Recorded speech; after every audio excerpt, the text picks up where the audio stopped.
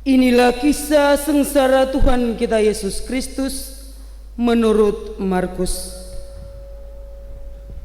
2 hari lagi, hari raya Paskah dan hari raya roti tidak beragi akan dimulai. Imam-imam kepala dan ahli-ahli Taurat mencari jalan untuk menangkap dan membunuh Yesus dengan tipu muslihat, dan mereka berkata, "Jangan pada waktu perayaan, supaya jangan timbul keributan di antara rakyat." Ketika Yesus berada di Betania, di rumah Simon si kusta, dan sedang duduk makan, datanglah seorang perempuan membawa suatu buli-buli pualam berisi minyak narwastu murni yang mahal harganya. Setelah dipecahkannya leher buli-buli itu, dicurahkannya minyak itu ke atas kepala Yesus. Ada orang yang menjadi gusar dan berkata seorang kepada yang lain, "Untuk apa pemborosan minyak narwastu ini? Sebab minyak ini dapat dijual 300 dinar lebih, dan uangnya dapat diberikan kepada orang-orang miskin." Lalu mereka memarahi perempuan itu, tetapi Yesus berkata, "Biarkanlah dia. Ia telah melakukan suatu perbuatan yang baik padaku, karena orang-orang miskin selalu ada padamu, dan kamu dapat menolong mereka kapan saja kamu menghendakinya. Tetapi aku tidak akan selalu bersama-sama kamu. Ia telah melakukan apa yang dapat dilakukannya. Tubuhku telah diminyakinya sebagai persiapan untuk penguburanku. Aku berkata kepadamu, sesungguhnya di mana saja Injil diberitakan di seluruh dunia, apa yang dilakukannya ini akan disebut juga untuk mengingat dia." Lalu pergilah Yudas Iskariot, salah seorang dari ke-12 murid Yesus, kepada imam-imam kepala dengan maksud untuk menyerahkan Yesus kepada mereka. Para imam sangat gembira waktu mendengarnya, dan mereka berjanji akan memberikan uang kepada Yudas. Maka Yudas mencari kesempatan yang baik untuk menyerahkan Yesus. Pada hari pertama dari hari raya roti tidak beragi, pada waktu orang menyembelih domba Paskah, murid-murid berkata kepada Yesus, "Ke tempat mana engkau kehendaki kami pergi untuk mempersiapkan perjamuan Paskah bagimu?" Lalu Yesus menyuruh 2 orang muridnya dengan pesan, "Pergilah ke kota. Di sana kamu akan bertemu dengan seorang yang membawa kendi berisi air. Ikutilah dia. Katakanlah kepada pemilik rumah yang dimasukinya, Guru berpesan, di manakah ruangan yang disediakan bagiku untuk makan Paskah bersama dengan murid-muridku? Lalu orang itu akan menunjukkan kamu sebuah ruangan atas yang besar, yang sudah lengkap dan tersedia. Disitulah kamu harus mempersiapkan perjamuan Paskah untuk kita." Maka berangkatlah kedua murid itu. Setibanya di kota, mereka dapati semua seperti yang dikatakan Yesus kepada mereka. Lalu mereka menyiapkan Paskah. Setelah hari malam, datanglah Yesus bersama dengan ke-12 muridnya. Ketika mereka duduk di situ dan sedang makan, Yesus berkata, Aku berkata kepadamu, sesungguhnya seorang di antara kamu akan menyerahkan aku, yaitu dia yang makan dengan aku. Maka sedihlah hati mereka, dan seorang demi seorang berkata kepadanya, Bukan aku, ya Tuhan. Ia menjawab, Orang itu ialah salah seorang dari kamu yang 12 ini, yang mencelupkan roti ke dalam satu pinggan dengan aku. Anak manusia memang akan pergi sesuai dengan yang tertulis tentang dia. Akan tetapi celakalah orang yang olehnya anak manusia itu diserahkan. Adalah lebih baik bagi orang itu seandainya ia tidak dilahirkan. ketika Yesus dan murid-muridnya sedang makan, Yesus mengambil roti, mengucap berkat, memecah-mecahkan roti itu, lalu memberikannya kepada para murid dan berkata, Ambillah, inilah tubuhku. Sesudah itu ia mengambil cawan, mengucap syukur, lalu memberikannya kepada para murid, dan mereka semua minum dari cawan itu. Dan Yesus berkata kepada mereka, Inilah darahku, darah perjanjian yang ditumpahkan bagi banyak orang. Aku berkata kepadamu, sesungguhnya aku tidak akan minum lagi hasil pokok anggur sampai pada hari aku meminumnya yang baru, yaitu dalam kerajaan Allah. Sesudah mereka menyanyikan lagu pujian, pergilah mereka ke Bukit Zaitun. Dalam perjalanan ke Bukit Zaitun, Yesus berkata kepada mereka, Kamu semua akan terguncang imanmu, sebab ada tertulis, Aku akan memukul gembala dan domba-dombanya akan tercerai-berai. Akan tetapi sesudah aku bangkit, aku akan mendahului kamu ke Galilea. kata Petrus kepada Yesus, Biarpun mereka semua terguncang imannya, aku tidak. Lalu kata Yesus kepadanya, Aku berkata kepadamu, sesungguhnya pada hari ini, malam ini juga, sebelum ayam berkokok 2 kali, engkau telah menyangkal aku 3 kali. Tetapi dengan lebih bersungguh-sungguh Petrus berkata, Sekalipun aku harus mati bersama-sama engkau, aku takkan menyangkal engkau. Semua yang lain pun berkata demikian juga. Lalu sampailah Yesus dan murid-muridnya ke suatu tempat yang bernama Getsemani. Kata Yesus kepada murid-muridnya, Duduklah di sini, sementara aku berdoa. Dan Yesus membawa Petrus, Yakobus, dan Yohanes sertanya. Yesus sangat takut dan gentar, lalu katanya kepada mereka, Hatiku sangat sedih, seperti mau mati rasanya.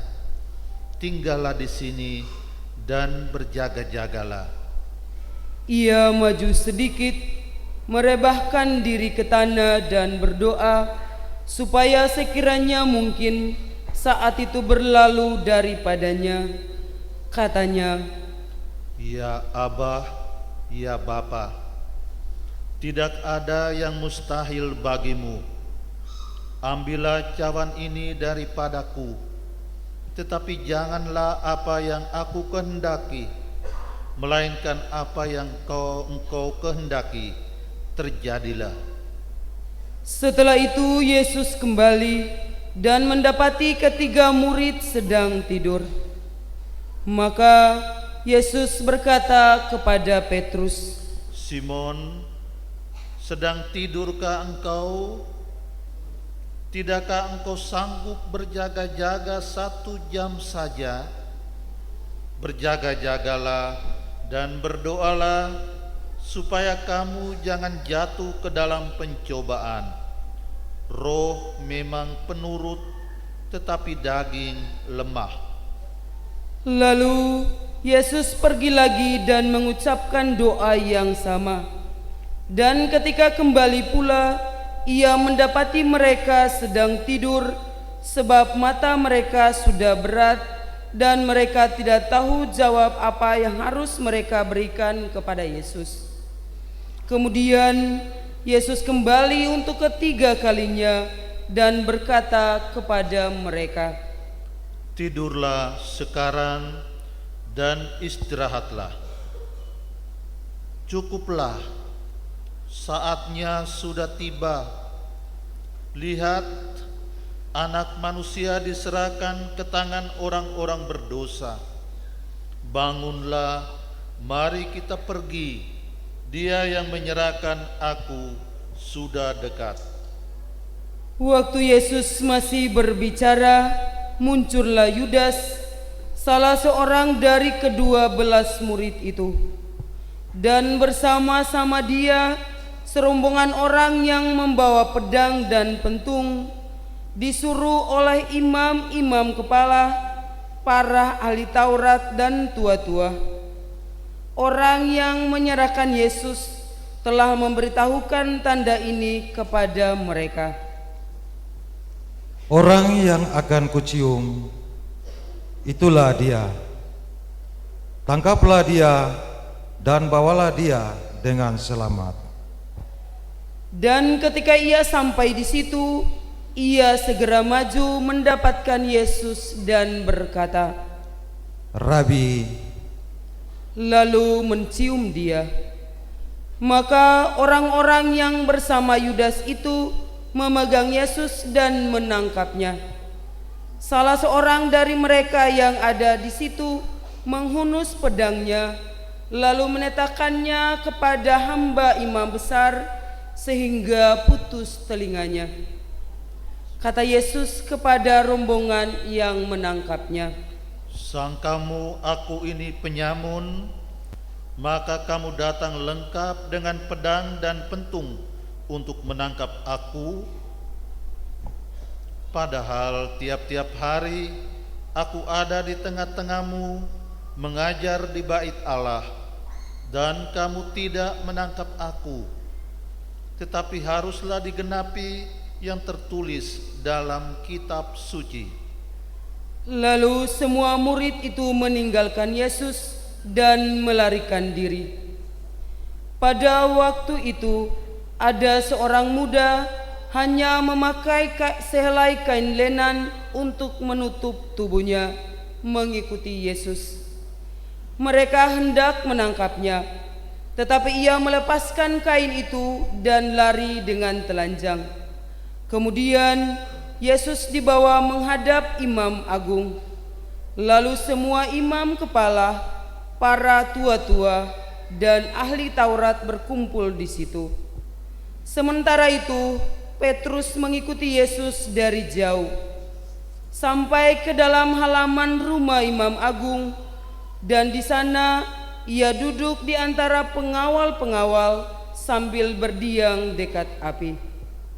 Imam-imam kepala, seluruh mahkamah agama mencari kesaksian terhadap Yesus supaya ia dapat dihukum mati, tetapi mereka tidak memperolehnya. Banyak juga orang yang mengucapkan kesaksian palsu tentang Yesus, tetapi kesaksian-kesaksian itu tidak sesuai yang satu sama lain. Lalu beberapa orang naik saksi melawan Yesus dengan tuduhan palsu ini. kami sudah mendengar orang ini berkata, Aku akan merobohkan bait suci buatan tangan manusia ini, dan dalam 3 hari akan kudirikan yang lain, yang bukan buatan tangan manusia. Dalam hal ini pun kesaksian mereka tidak sesuai yang satu sama lain. Maka Imam Agung bangkit berdiri di tengah-tengah sidang dan bertanya kepada Yesus, "Tidakkah engkau memberi jawab atas tuduhan-tuduhan dan para saksi ini terhadap engkau?" Tetapi Yesus tetap diam dan tidak menjawab apa-apa. Sekali lagi Imam Agung itu bertanya kepadanya, "Apakah engkau Mesias, anak dari yang terpuji?" Jawab Yesus, Akulah dia. Kamu akan melihat Anak Manusia duduk di sebelah kanan Yang Maha Kuasa dan datang di tengah awan-awan di langit.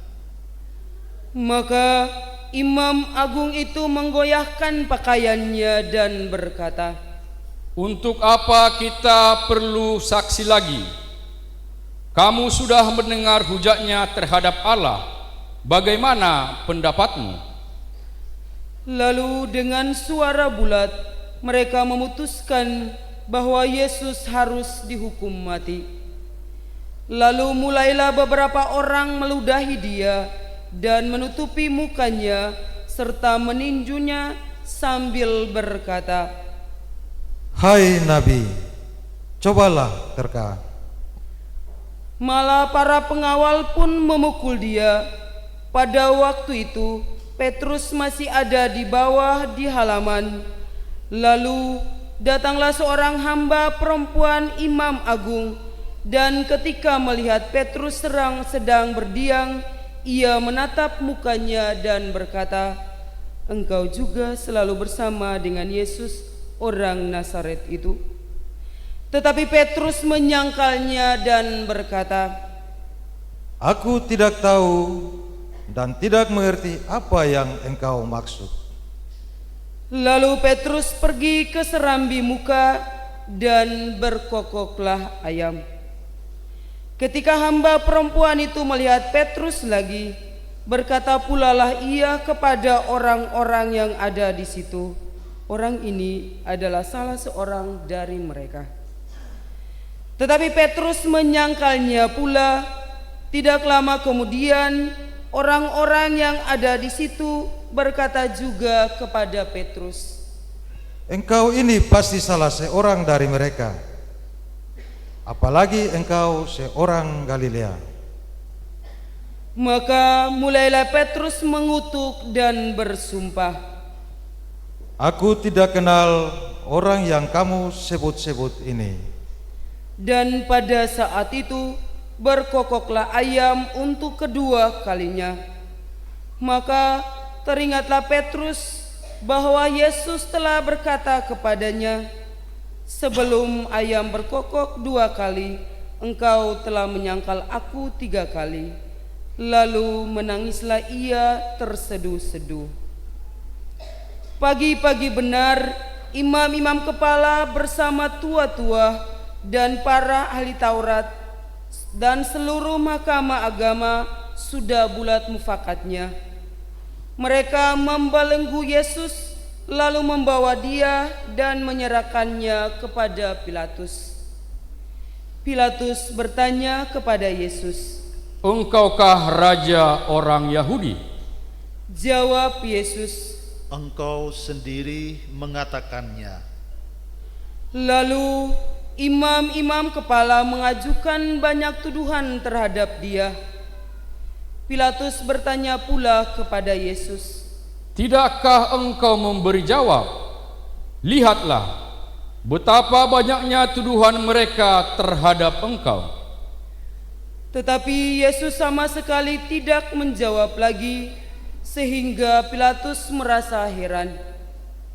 Telah menjadi kebiasaan untuk membebaskan satu orang hukuman pada tiap-tiap hari raya itu menurut permintaan orang banyak. Pada waktu itu adalah seorang yang bernama Barabas sedang dipenjarakan bersama beberapa orang pemberontak lainnya. Mereka telah melakukan pembunuhan dalam suatu pemberontakan. Maka datanglah orang banyak dan meminta supaya kebiasaan itu diikuti juga.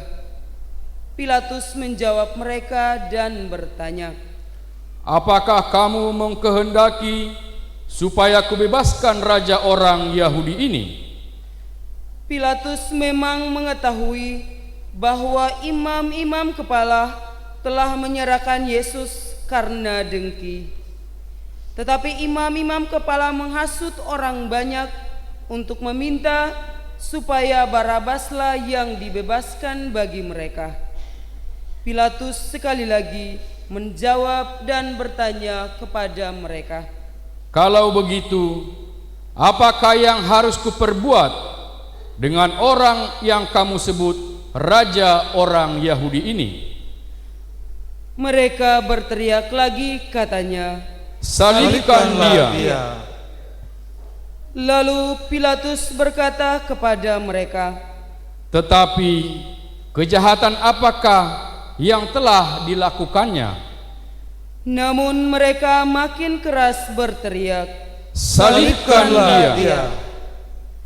Dan karena Pilatus ingin memuaskan hati orang banyak itu, ia membebaskan Barabas bagi mereka. Tetapi Yesus disesahnya, lalu diserahkan untuk disalibkan.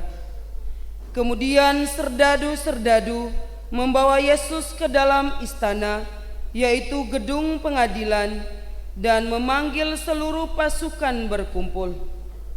Mereka mengenakan jubah ungu kepada Yesus, menganyam sebuah mahkota duri dan menaruhnya di atas kepala Yesus. Kemudian mereka mulai memberi hormat kepadanya, katanya, "Salam, hai Raja orang Yahudi." Mereka memukul kepala Yesus dengan buluh dan meludahinya dan berlutut menyembah dia. Sesudah mengolok-olok dia, mereka menanggalkan jubah ungu itu daripadanya dan mengenakan pakaian Yesus sendiri. Kemudian Yesus dibawa keluar untuk disalibkan. Pada waktu itu lewatlah seorang yang bernama Simon orang Kirene, ayah Alexander dan Rufus, yang baru datang dari luar kota. Dan orang itu mereka paksa untuk memikul salib Yesus. Mereka membawa Yesus ke tempat yang bernama Golgota, yang berarti tempat tengkorak.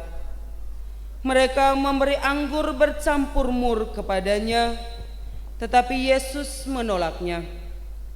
Kemudian mereka menyalibkan Yesus. Lalu mereka membagi pakaiannya dengan membuang undi atasnya untuk menentukan bagian masing-masing. Saat Yesus disalibkan, hari menunjukkan jam 9.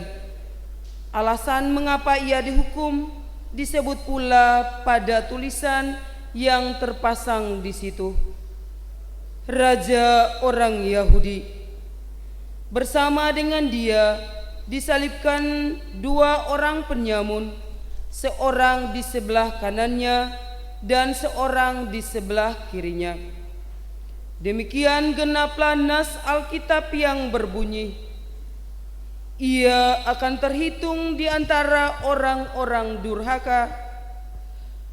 Orang-orang yang lewat di sana menghujat Yesus, dan sambil menggelengkan kepala mereka berkata, "Hai engkau yang mau merobohkan bait suci dan mau membangunnya kembali dalam 3 hari, turunlah dari salib itu dan selamatkanlah dirimu." Demikian juga imam-imam kepala bersama ahli Taurat mengolok-olok dia di antara mereka, dan mereka berkata, "Orang lain engkau selamatkan, tetapi dirimu sendiri tidak dapat ia selamatkan. Baiklah Mesias Raja Israel itu turun dari salib, supaya kita melihat dan percaya." Bahkan kedua orang yang disalibkan bersama-sama dengan Yesus mencelanya juga.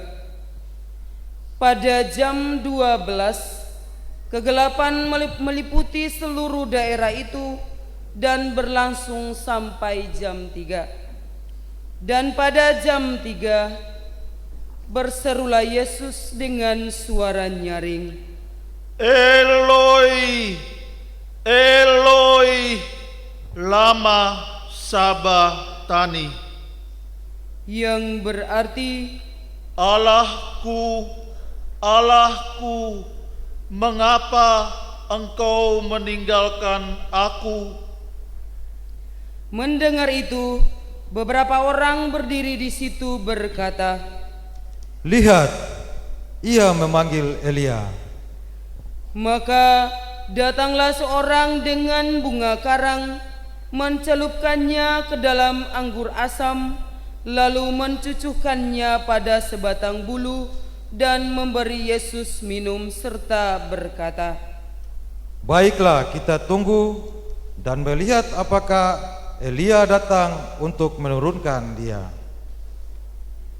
Lalu berserulah Yesus dengan suara nyaring dan menyerahkan nyawanya. Umat sekalian, mari kita berlutut sejenak.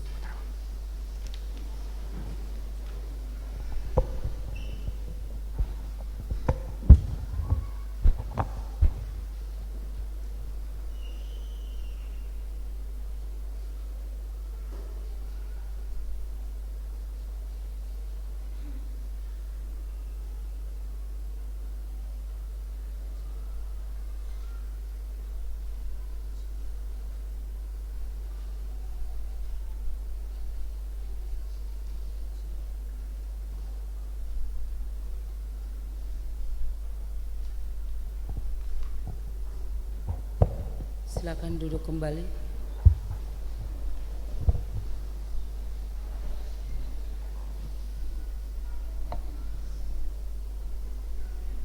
Ketika itu, tabir bait suci terbelah dua dari atas sampai ke bawah.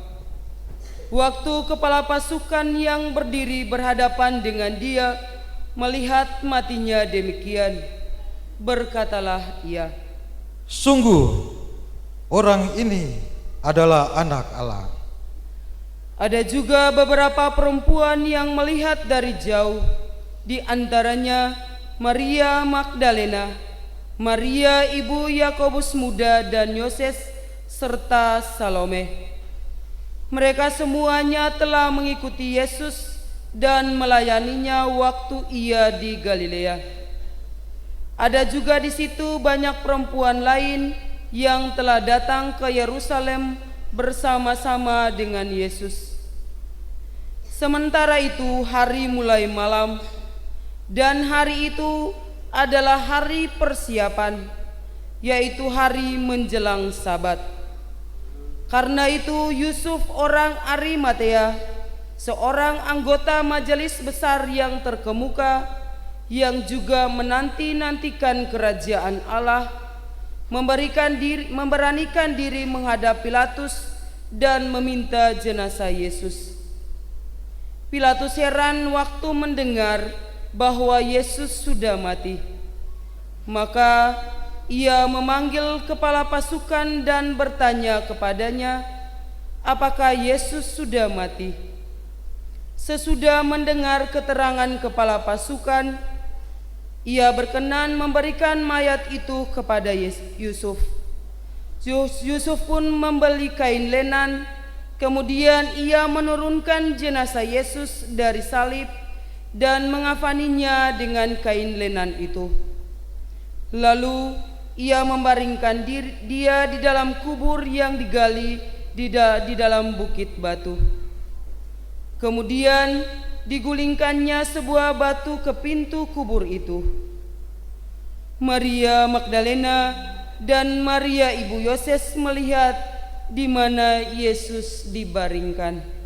Demikianlah sabda Tuhan.